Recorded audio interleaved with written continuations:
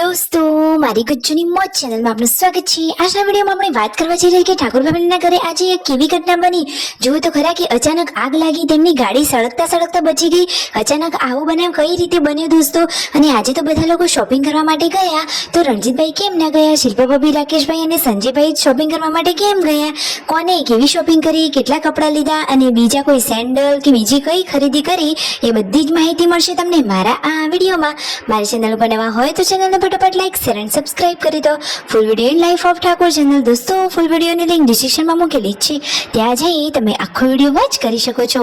હવે ટૂંકી ટચુકડી live latest and trending માહિતી મેળવવા માટે કરી દો મારી ચેનલને ફટાફટ સબસ્ક્રાઇબ। તો ચાલો દોસ્તો વધારે રાહ ન જોતા આપણે વિડીયોની શરૂઆત કરી દઈએ છીએ। તમે વિડીયોમાં લાઈવ નિહાળી રહ્યા છો કે કાજલ બેનીભાઈ સરસ મજાનું સરગવાનું શાક બનાવી લીધેલું છે ને બધા લોકો જમવા બેસી ગયા છે અને આ બાજુ રાકેશભાઈને લોકો પહોંચી ગયા છે મોલમાં સરસ મજાની કપડાઓની શોપિંગ કરવા માટે।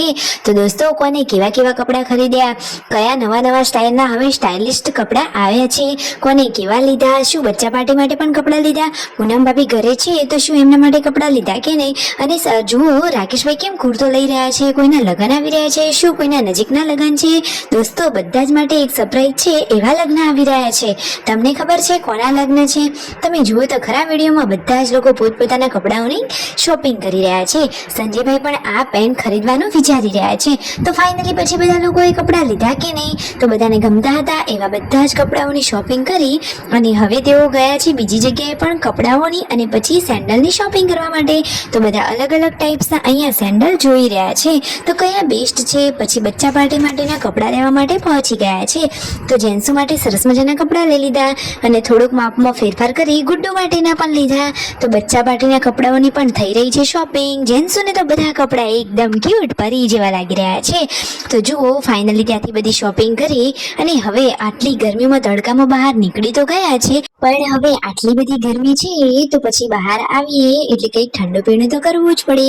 તો જુઓ સંજયભાઈ જેન્ટ્સોને તો તેડી લીધી છે, આ તો એમની લાડકી દીકરી છે જુઓ। અને પછી બધા પહોંચી ગયા છે નાસ્તો કરવા માટે અને પછી બધાએ થોડુંક ઠંડુ પીણું પણ કરી લીધું અને ફાઇનલી અહીંયા બધા બેસી અને વાતચીતો કરી રહ્યા છે કે હવે નેક્સ્ટ પ્લાનિંગ શું કરવું, કઈ શોપિંગ બાકી છે, કઈ જગ્યાએ હવે શોપિંગ કરવા માટે જવું, એનું બધું પ્લાનિંગ થઈ રહ્યું છે।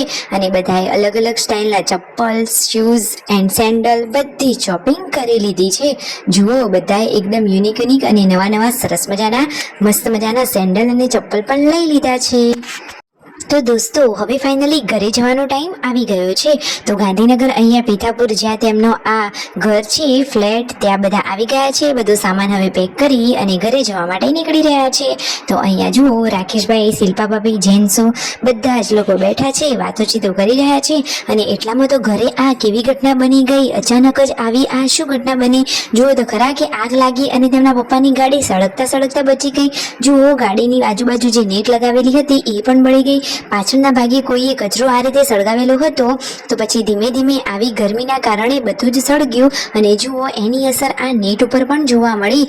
તો જુઓ ગાડી તો બાર બચ ગઈ જુઓ। અને પછી સંજયભાઈ પહોંચી ગયા છે તેના પપ્પાના મોબાઈલનું કવર લેવા માટે। તો ફાઇનલી કવર મળી ગયું અને રસ્તામાં આવતી વખત બધા લોકોએ પકોડી ટેસ્ટ કરી। પકોડી તો ખાવી જ પડે, કેટલા લોકોની પકોડી પ્રિય છે। પછી ઠંડા પીણું અને નાસ્તો કરી અને ફાઇનલી ઘરે આવી ગયા। તેમના પપ્પાના મોબાઈલનું હવે આ કવર લગાવી દીધું છે અને જુઓ સંજયભાઈ અને રણજીતભાઈ પહોંચી ગયા છે એ જગ્યા જોવા માટે કે જ્યાં આગ લાગી હતી। દોસ્તો ગરમીમાં તો આવી રીતે સાચવવું પડે।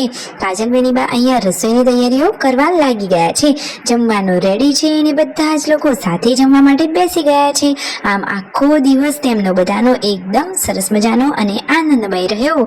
તમને આ વિડીયો ગમ્યો હોય તો ચેનલને કરી દો લાઈક, શેર એન્ડ સબસ્ક્રાઇબ।